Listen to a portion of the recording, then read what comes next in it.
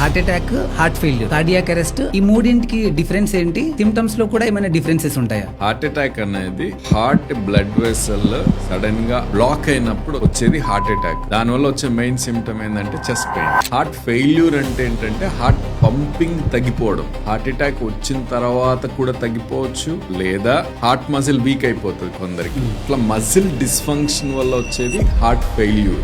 Heart failure is only pumping problem, breathing డిఫికల్టీతో వస్తుంది. Next cardiac arrest అంటే ఏంటి అంటే సడన్ గా హార్ట్ స్టాప్ అయిపోవడం, పర్సన్ ఇంకా వెంటనే కొలాప్స్ అయిపోతాడు, ఈజ్ లైక్ డెడ్. ఈ కార్డియాక్ అరెస్ట్ అనేది హార్ట్ అటాక్ వచ్చిన దాని వల్ల అవ్వచ్చు, ఆ ముందు పేషెంట్ కి హార్ట్ ఫెయిల్యూర్ ఉండి దాని వల్ల కూడా అవ్వచ్చు, కొన్నిసార్లు ఏది లేకుండా కూడా అవ్వచ్చు. అది ఎప్పుడు అంటే కొన్ని ఎలక్ట్రికల్ అబ్నార్మాలిటీస్ ఉంటాయి హార్ట్ లో, వాళ్ళకి ఏ ప్రాబ్లం లేకున్నా కూడా హార్ట్ అరెస్ట్ అవ్వచ్చు.